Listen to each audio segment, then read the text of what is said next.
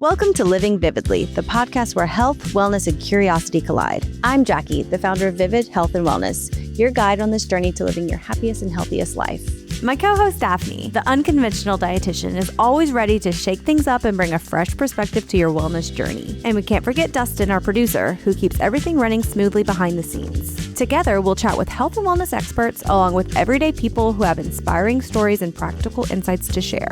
If you're ready to nourish your body, move better, and discover simple ways to thrive, you're in the right place. And hey, if you enjoyed today's conversation, don't forget to leave us a comment sharing your thoughts, and subscribe so you never miss an episode.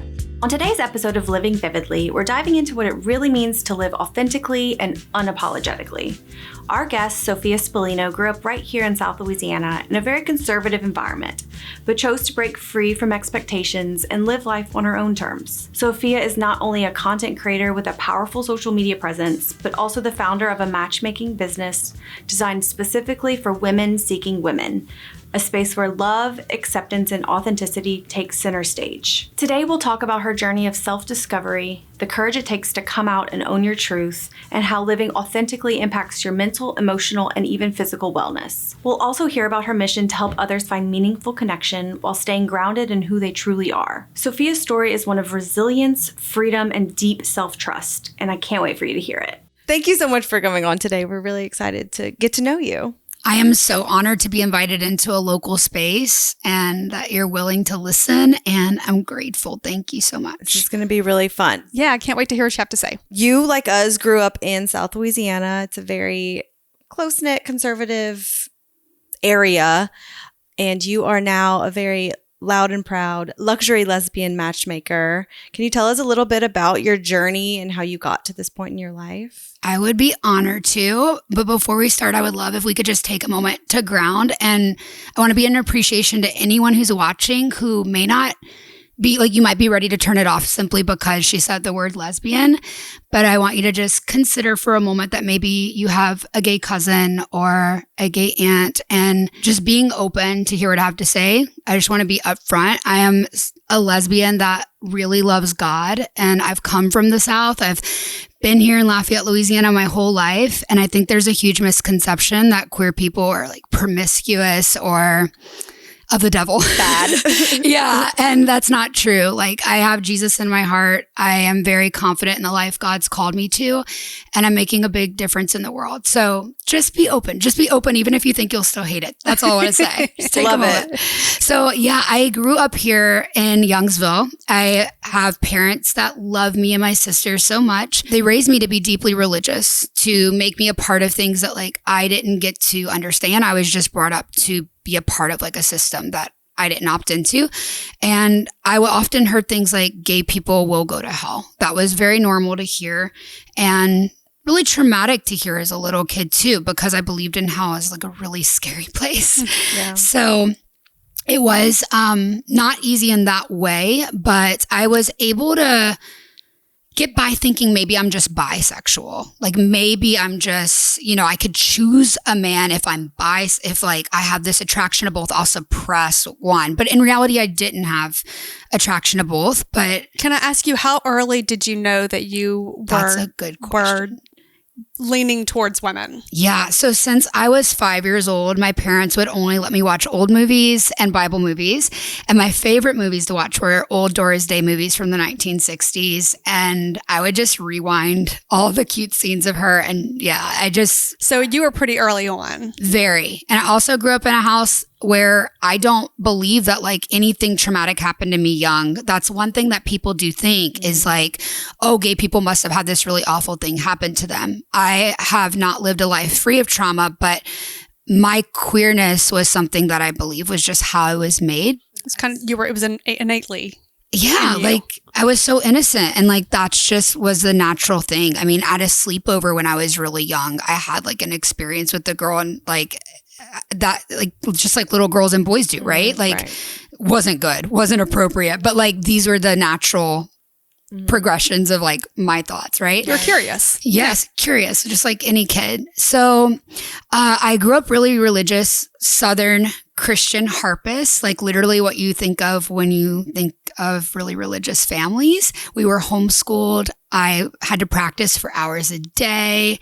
Grateful for all these things that instilled work ethic in me, but truly a very interesting Southern life. Yeah.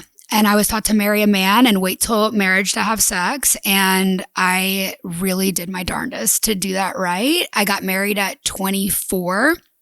I put aside to a man. Okay. I put aside a crush I had on one of my best friends in college. Like when I told her and kissed her one night when I was drunk, she like abandoned me and freaked out. And it's funny because now I can look on social media and she's openly out and like, we don't talk, but I'm just happy to know that now. Like, you're free. I'm free. Like, this is great. But we were both really scared. And so I lost a friendship that meant a lot to me and I tucked it away. And instead of going to therapy, I just went to church the next day and was like, oh, that was wrong. I'll never do it again. And I married a man and had the dream wedding. And within a year and a half, was going to a yoga class in Florida because I lived in Florida and I was like in love with my teacher. Like, and my husband was treating me so bad at home. Like it was really bad, like verbal abuse. And I couldn't understand, like when she touched me to modify me, I'd feel like electricity. And I was like, okay, like what do I do about this? Because I'm trying so hard to make my husband love me, make him be nice to me, but I'm not getting that love. And also, this thing's always been here. So if I ever leave this, I'll do everything to make it work because I made a vow under God and in front of my family, like I'm going to try my best. But if this doesn't work, then maybe I will date women after I get out. I lived in a trailer with him in a dusty trailer park. And I grew up with my parents who had a jewelry store like A. Bryan's Jewelers in Lafayette. Like I grew up very well off and provided for. And then I got married and it was like, we worked, we hustled together and every bit of money I made, I'd hand him the cash. I had like 4 different jobs. And at the end of the day, things with finances were not good. Like he did things that I didn't consent to. And it was horrible. Like to feel like I wasn't loved and verbally abused. And then also just had no control of finances was really scary. Like I would go to the laundromat and put in $4 for my clothes and think I won't be able to buy like pistachios this week. That's my protein. Like that was the level of poverty that, yeah. So you were essentially being lied to also. Yes. I'll never know what he was doing. But I do know that even though I was lesbian, I tried so hard to like have that sexual relationship. Like I put the effort and he did not. Like, I don't know what he was doing. So it was probably like long-term a blessing that didn't work out. I'm so grateful. Sounds and I wish very much like a blessing. Dodged a bullet. I dodged a massive bullet. So that was a blessing. I came home and I went to actually my gym and there was a lady who was 53 at the time. And we were like doing like this stretchy pose and we looked at each other and it was like, I don't know, man, all the stars aligned. And we had like this friendship before I met Robbie, my last boyfriend. And that catapulted me into being like, okay, I can do this. And she would never come out. So it was fine. Yeah. How long were you actually married? I was married for a year and a half, a whole year and a half to a man. And then I just met her. Nothing ever really happened, but it was like, okay, enough to disclose to a man, hey, I love the Lord, so I'll never act on this bisexuality, but like, I would like to be with you, but you need to know this truth about me. At the end of the day, there's this thing called compulsive heteronormativity, which means the way you're raised, not even just religion, but society norms and the way that we seek security as women, right? Because we can't deny that women seek security from men. We are like the weaker physically, right? So if we've been trained that way since the beginning of time to need this innate safety, and then that gets translated in culture, plus add some layers of hate onto that, you begin to like hate this thing about yourself and not be able to accept it. And also like just simply seek security, which can come from a man much easier than a woman. So I ended up dating him. He knew the truth. And one day during COVID, I went to our favorite little spot, Reconciling on a Tuesday. Yeah.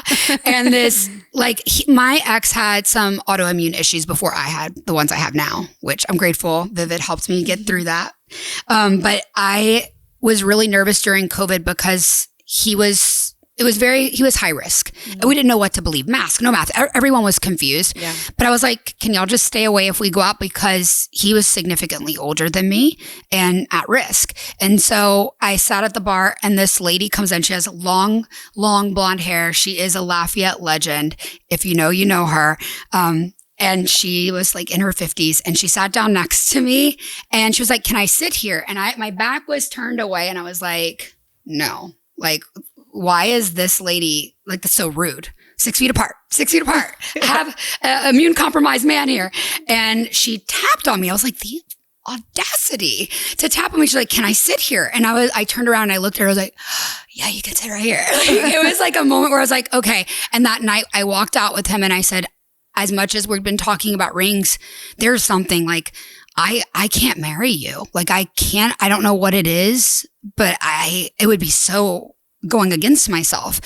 From that moment, he was like, I want you to like explore and figure out what's right for you because I don't want to ever do something that you don't want to do. He was so good. He was so supportive of you. I'm talking so supportive. Before him, like I'd gone through a lot. I had been through an assault as I got older. Like he was like the most gentle. If there was a last experience with the man, it was him because we were truly best friends. Yeah. I was about to say that because y'all, how long were you together? We were together 3 years, but it was almost like being married because I worked for him. So yeah, like, and everyone thought like, oh, she's like using him because he's so much older. But in reality, he had lost his entire career. He was really successful when he was younger and I helped him build it back. Like we really left each other better than we found each other. And he allowed me to go on this journey where I'm not promiscuous. I wouldn't sleep around. And I was like waiting for this like dream woman to come around. And I'd be like, okay, this will be for me to figure it out. Like this is a very healthy person, a very clean person. Like I'm not doing anything crazy, right? Like just random nights with women. That was never the thing. Although maybe that's what rumors are in a small town, but that's not it. So I end up meeting her, falling for her and coming home and telling him like, hey, I'm not bi. Like I can never be with you again. Like I know that. Like it goes against like my body. Like I can't do it. And he was hurt and he went to my parents and he told them before I could tell them. And that was the fracture in our relationship because I didn't get to do that. And then I heard things that were terrible. Like you'll never be blessed by God. You were financially doomed. Your family? Yeah. Cause you're a homosexual. And they were upset. I gave up my picket fence house, my car, my career because I worked for him. It was the scariest moments of my life. I had like $10,000 saved. I moved into an apartment that was infested with mold and wrecked my nervous system. And on top of every stressor that you had already. Every stressor. I didn't know how I was going to financially make it. But honestly, it was me and God. And we did. I ended up building 3 different companies and now have the only monogamous lesbian dating platform in the world and am the most well-known lesbian matchmaker. So yeah, I do luxury services for women. So yeah, it's been a journey and it wouldn't have all of these things. I just thank God for unanswered prayers because I would not have the life I have, the home I have, the relationships I have, the business I have if I wouldn't have gone through all of those terrible things where I didn't know, like, what am I going to eat for dinner? Like, how am I going to make it? I think trusting yourself and like really listening to what's meant for you will often push you in the right direction. Even though there's so many hardships that you have to go through, it will always present to you the life that you were meant to have.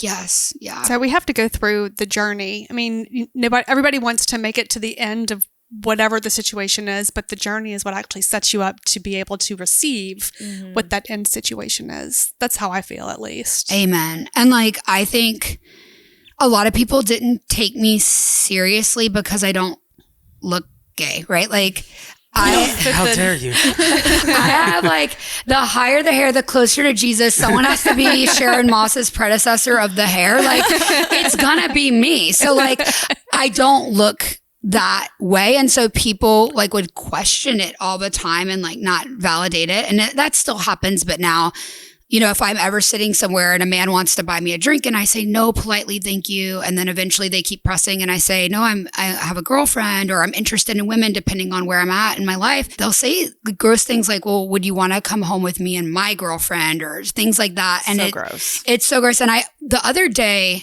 I was drinking some, like a little bit of sake on a Tuesday. I love to go on rockin' sake on a Tuesday. And a guy did that. And he kept touching me. Men think they have this like permission slip to touch your arm or your lower back.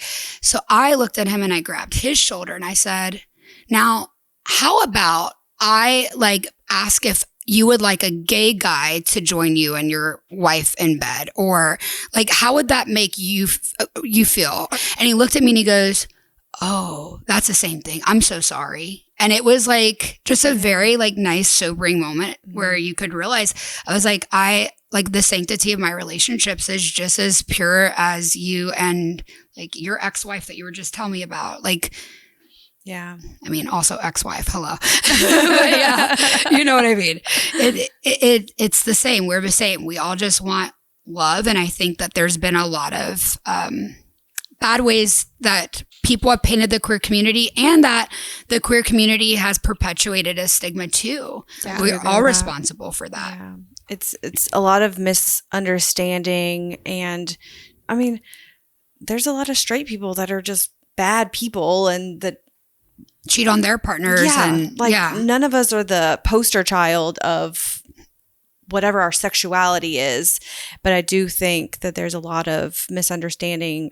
I come from a family of all the spectrum of gayness. And really? Yeah, I have just all of it. My godmother was a lesbian and she was the most wonderful woman in the world, but I know that all the people in my family, they're just people. There's nothing like weird about it. Just, I think we're afraid of what we don't understand. 100%. So if I can explain it as like, hey, I see like this coming up for you and it's just because you don't understand it. Like, can you just hear me out? It seems to be a gentler approach that works. And yes, your mom.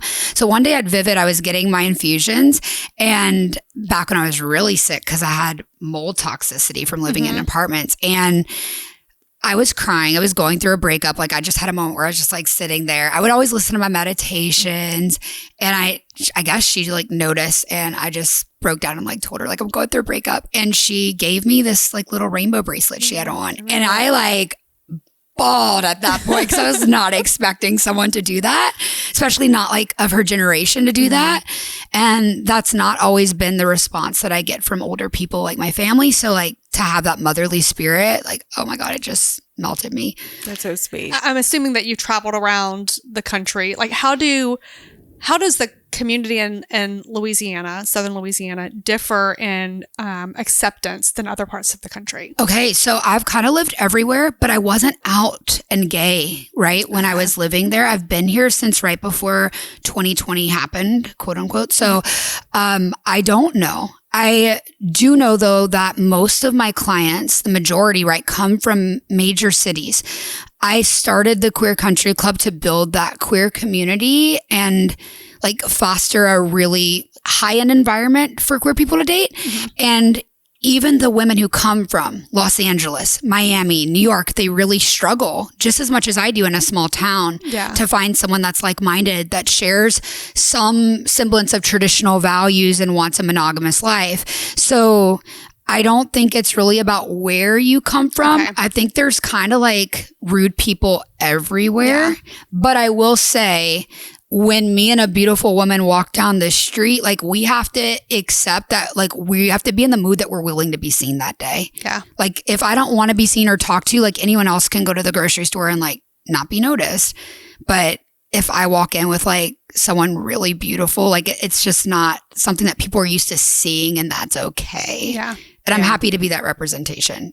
But it does add like a layer of like being on and also being aware to make sure you're safe when you go out. I think that's probably more dangerous in the grocery store. Like just being out and people are drinking and just... Yes.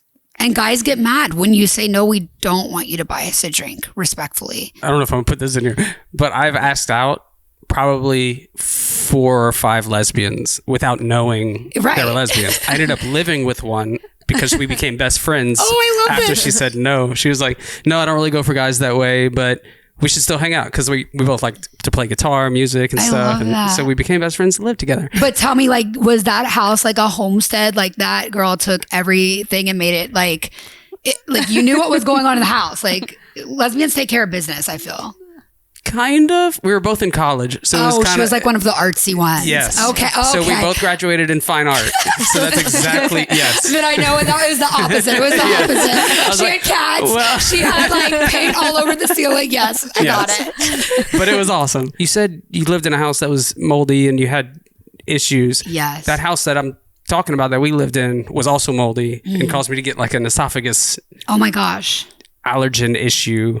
What was yours? It was undiagnosed mold, just exposure. Mm-hmm. And they ended up wanting me to do a lot of, go to Dr. Cobb here in Lafayette and River Ranch. And she had me do a lot of glutathione injections.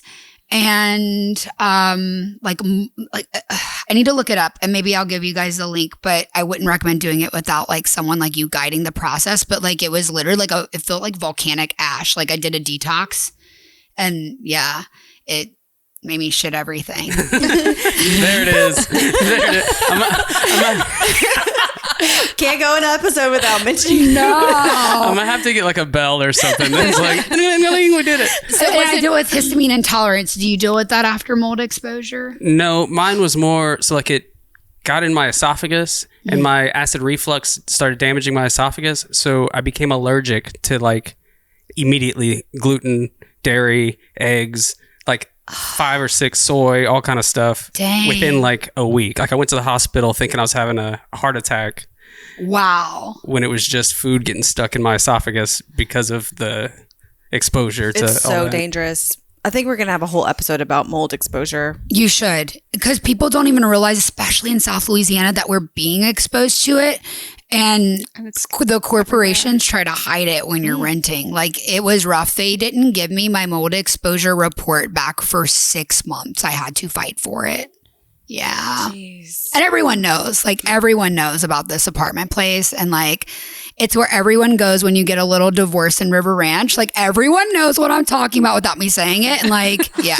Yeah. Well, great. Let's talk about the business that you started. So that was within the last couple years. Yeah. We have the queer country club, the luxury lesbian matchmaker, and then you do some really cool retreats. Yes. Wow. I'm surprised you got that down. So I would like clarification Sure. for the I don't know if definition is the right word, but like how would you define queer and lesbian? Obviously they're two different things, but there's a lot of confusion I think in Straight the people world. in the straight community where I'm not like it doesn't It's matter all the to same me, to me. what It's like anybody's potato doing. patata. So I don't try and keep up with it. So can you like define what the difference is Sure. between those two? This isn't going to help, but is it kind of like a rectangle is a square, but a square is not a rectangle? Yes. Yes. It is. Okay. So It will help. I'm so glad we tracked on that. It does. So, okay. Some people hate labels and some people are like, oh my God, another like, okay, I'm always a joke. Like what letter of the alphabet soup are you? Like, this is like insanity. The reason I love lesbian, it helps me actually feel more freedom than like putting me in a box because for the longest time, my box was like, I can't be a lesbian. Right. So for me, lesbian is freedom. It's really being able to point out who I am and be really proud of it. For someone else, that word feels too constrictive and they want to use something just more open. Like maybe they are bisexual. Maybe they date both men and women. Doesn't mean they're dating them at the same time. Doesn't mean they're promiscuous, but that could be their, how they're naturally attracted. Queer just means gay. Like it just means gay, queer umbrella terms. Gay is primarily used by men.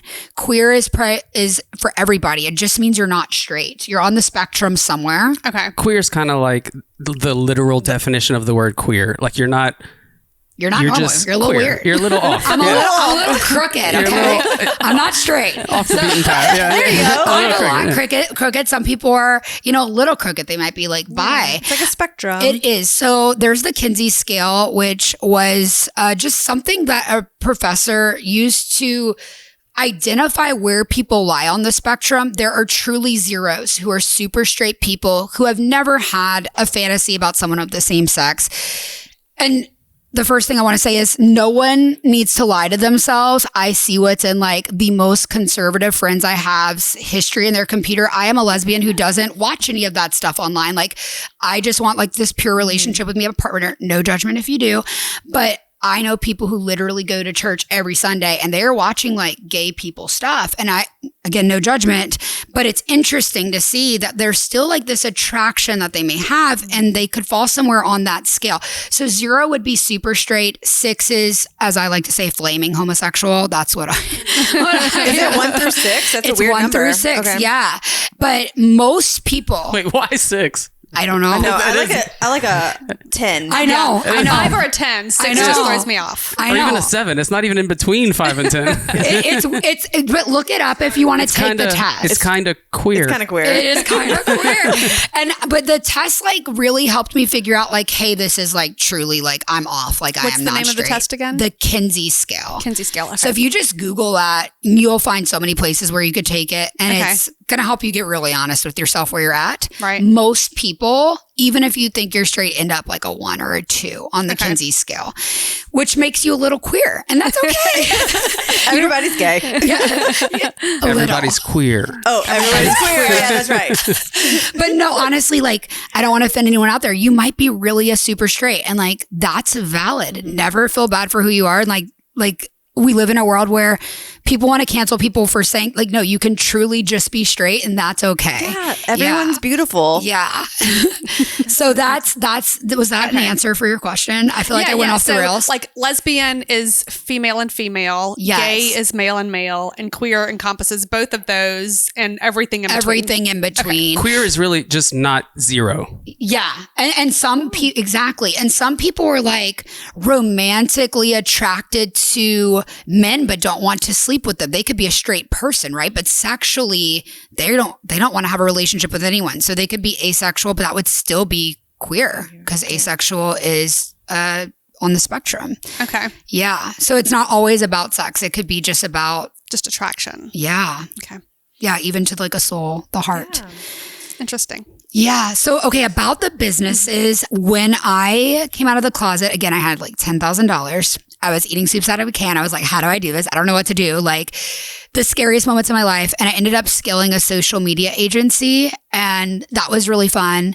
And then I realized, oh, I'm like capped out at an income and I'm like sitting at a desk. Like I bought myself a desk job. So I was like, okay, I don't want to do that. As much as I loved it, I loved my clients. I made them famous on the internet. I couldn't do it forever. And then I built a social media education academy and I started being more honest about like, hey, I'm selling this to lesbians. I want to make lesbians wealthy. I want to put wealth in the hands of women. Like, come to me if you want to learn this. And eventually I started building that lesbian audience again, which was great because before I was like very professional, like I just have an agency type thing. So I leaned into really who I was and my authentic self, started selling to lesbians. And I started getting messages that were like, Sophia, could you connect me with one of your followers? And I have like, I don't know, across platforms, it's like 500,000 followers. Like it's a full-time job to matchmake. I have a team of 10. This isn't like a little like casual, you pay me, maybe we'll find. No, this is like a dedicated team working on behalf of you to help you find love. Not only just the type of looks you're looking for, but the values that really matter to you and aligning that. Surveying women, interviewing women, background checking women, and then finally introducing you to your partner. So it's a very extensive process. And when people would ask for that, I was like, oh God, that seems like crazy to introduce someone. And then like, I don't know, but no. So I tucked it down. But 5 years ago when I was with Robbie, I had worked a little in the dating industry, like writing commercials for a straight company. And I had this like idea for a dating app for people who are in age gaps. Like this would be a thing. So I had it tucked in my notes. When God gives you an idea, like in the shower and you write it in your notes, save it forever because you never know when you can go back to it. I just decided one day after getting those types of messages, putting it aside, and then realizing like I'm working so much. How am I ever going to meet my partner? I live in Lafayette, Louisiana. I'm really attracted to older women. I'm attracted to women who are just as driven as me. How am I going to find someone like this? And I was like, wait, what if I start advertising that I'm looking for a future wife? And it just started with that. Now I own the trademark future wife and future partner. And that's a huge part of like my brand. And people come to me not just like a regular LGBTQ dating app, but to truly find their lifelong monogamous partner. So it started with this little idea of like, I'm going to find my person. And then it blew up into this incredible community. And I ended up 3 years ago, when I first came out 4 years ago, I got bullied at a country club here in Louisiana. And it was really traumatic for me. But I always thought like the country club is where the cool people hang out, like the people who have it all figured out, like life is figured out. And I want to be a part of a club. And then I was like, I got bullied because I was queer. And it just clicked. I was queer country club. Okay, we're calling in the bougie lesbians. Let's go. And yeah, I was like, trademark it. Let's run. And I ended up building a platform that I'm so proud to say as of now has over 1,000 members. And it's not a free dating platform. I host live speed dating with women around the world. We have proprietary AI technology that matches them. Of course, it's not the same as when you hire me and my team to do private luxury matchmaking, but it's incredible in the dating platform. And we also host retreats at Canyon Ranch, which is a luxury wellness center, something you would probably love. That seriously. sounds nice. Where is that? Well, they have them all over the country, but the original one's in Tucson, Arizona. So they work with me. They love Queer Country Club. It's such a safe place to bring my women, and we go get pampered and have a truly transformational experience. It's like if you go to like church camp without the church feeling, like you will have a spiritual transformation. Everyone comes from different faith backgrounds, but if you want to pray together, we pray together. We do like tarot cards and just like, I mean, it's all inclusive. It's like a beautiful thing, and you come to find yourself, but you might find your future wife while you're there. And we have had couples connect on every single trip. So it's so fun, but you will leave with soul family. So yeah, those are the 3 different things I do, but it all started with the idea for Queer Country Club. I just want to say, you were telling us before, you're talking about getting bullied at the club. I didn't realize that those 2 things were connected. And what a beautiful way to make something negative into something positive, and not letting the things like the hurdles that we go through and the heartbreak that we go through destroy you, but make you stronger. And that was such a moment where you're like, I'm going to make this, I'm going to take control of this and own this. And thank God that crazy lady bullied you. Yeah. Because now you have a whole business. Right. Like, and I was so hurt by it and like traumatized by it. I heard her say she was going to take another girl out to the dumpsters. Like she was dangerous. She physically pushed me. Security didn't do anything. The GM didn't do anything. It hurt to feel like I could be physically hurt in my country club that I pay to be a member of, and they don't care because I'm gay. Now it's under new management. So we don't want to blame anybody, but like, yeah, it was really rough. And this woman bullied me every day, and all my sweet little old lady friends turned their head. Like some would say like, I'm sorry she's doing that to you. She would make like animal noises at me. It was the weirdest thing. Like, and earlier y'all were like, what's that like? I was like literally like, nay, like weird shit. And like, you're the weird one in this? Exactly. I was like, what's going on? But yeah, it was weird. But I thank her because I wouldn't have come up with that name without that pain. Yeah. So yeah. I mean, that's what life's about. It's just like getting through the bad stuff and making beautiful things out of it. What was like the worst thing? I know for you, like you went through it in your business. And then now you wouldn't be here. Right. We talked about that last week. It's just, you have to find the silver lining and move forward. You can't let things destroy you. No. And emotional resilience is so important. And that's something that I guess is learned through life. Just getting through the thing and I don't know, just getting through the thing. Yeah, just finding it within you, like deep within you, to know that this is not going to be the thing that takes you down. Yeah. Like Right. there's a purpose for this, and there's something else that's And going to happen. living authentically, trusting yourself, knowing that like if I'm not in the right path, then life doesn't feel good. Life doesn't fall into place when I'm on the wrong path. And that's the universe talking to you. 100%. And just going, like if it starts to get difficult, it's either something you have to learn from or accepting that I need to get on a different path. And sometimes it takes a lot of self-reflection. It does. And I've never been disappointed by God. Like, God has not failed me. And it's always been like this, my daughter, or better. Like, and you have to remember that it will only get better. We go glory to glory. We just have to trust in between when we can't see what's in front of us. Yeah. I agree with that. So can I ask, what is your relationship like with your family now? And you don't have to say anything. Yeah. I mean, we've done family therapy. And they were willing to go to do family therapy? Yeah, I won't go back. I won't go back. I don't know how the therapist like just kind of sat there and listened to what was being said and didn't make corrections. But she was getting hit with a lot of mansplaining. So I think she was like, I can see what's going on here. But at the end of the day, we're in a place where we're really trying. I think what's really hard is my family sees it as like this, you're living a lifestyle that goes against God. And I'm like, wait, you would believe the most divine creator in the universe, which I believe in too, would make me to self-destruct? Like God is not like an evil mastermind, like being like, like the little ant's gonna fall off the cliff. Like, I don't believe God would have made me that way. And the desires of my heart were so pure as a little kid.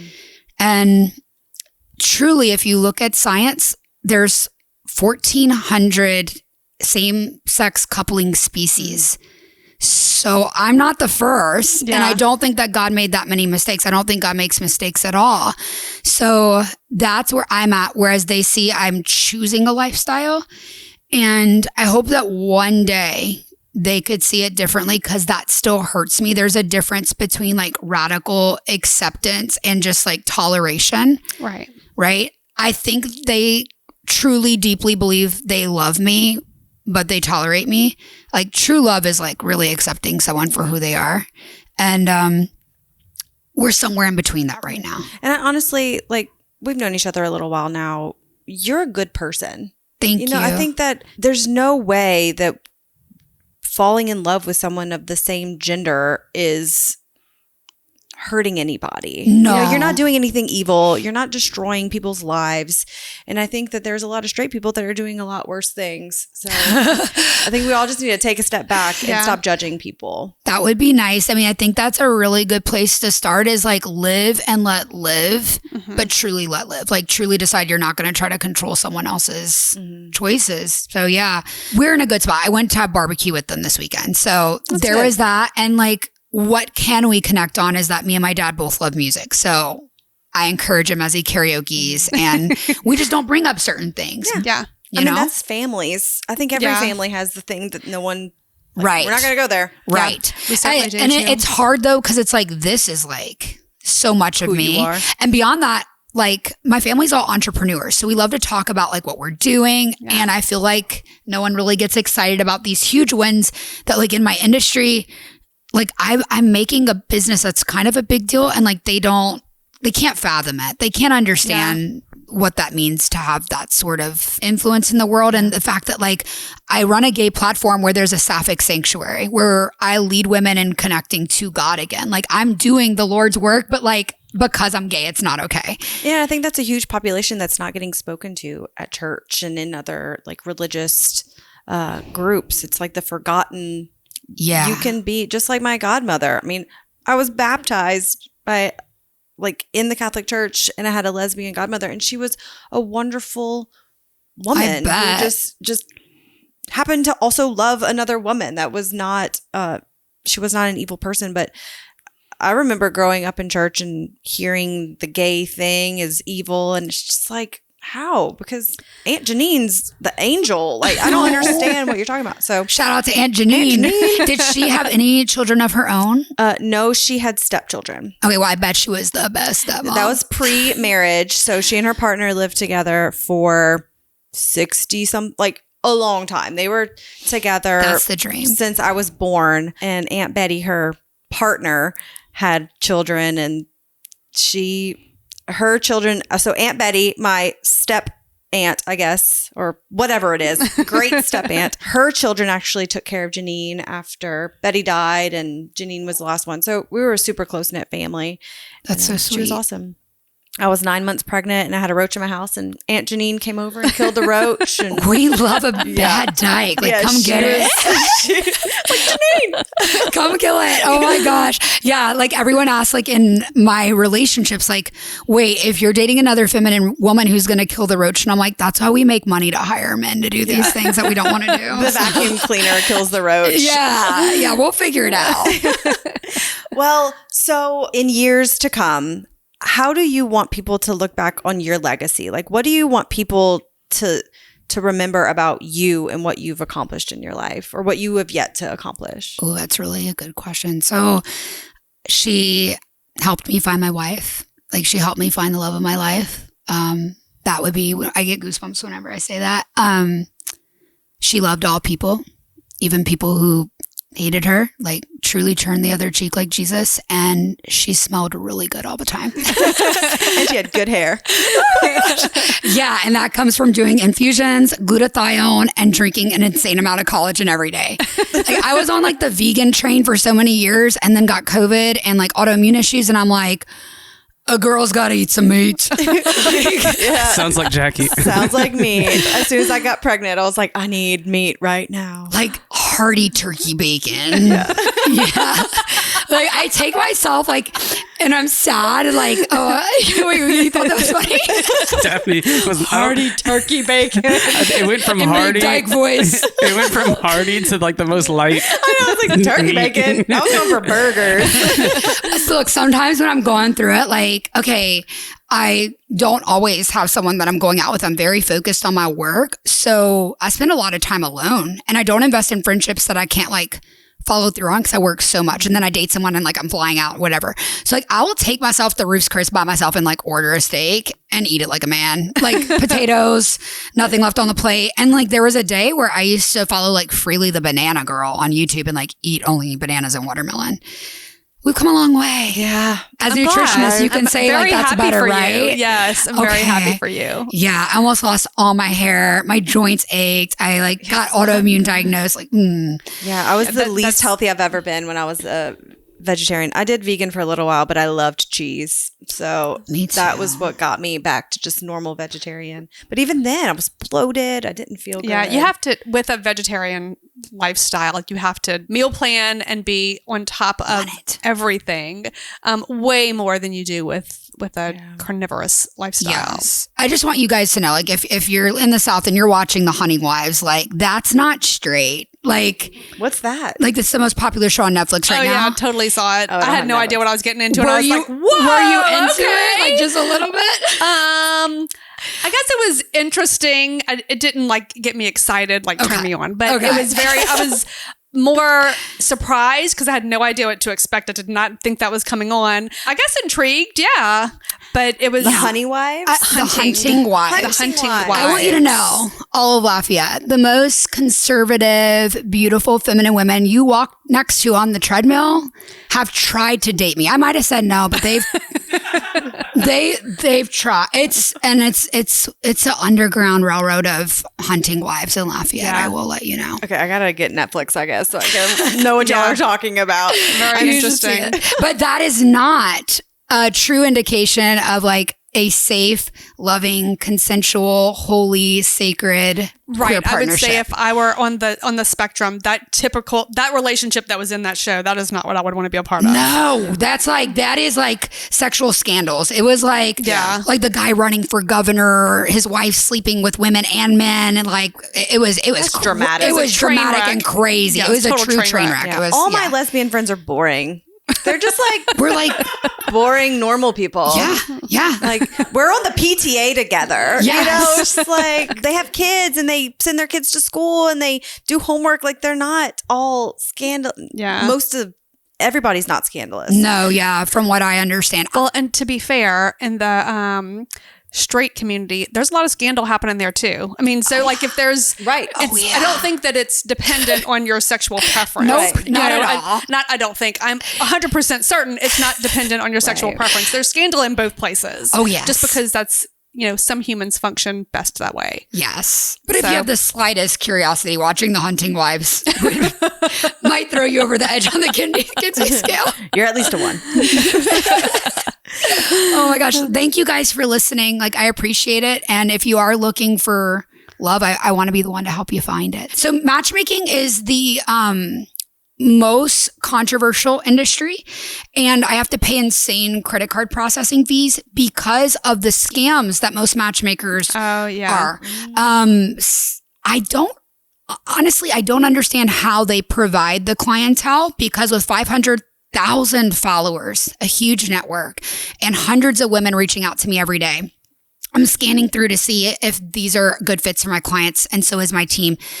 I have a huge pool to make something happen, and it's still very hard to do the work I do. I have a team of 10 to make sure it's possible. I don't know how other matchmakers are charging what they're charging and even providing half the service that we do. Yeah. I have no idea how that is even possible. So yeah, matchmaking is like definitely like really regulated space.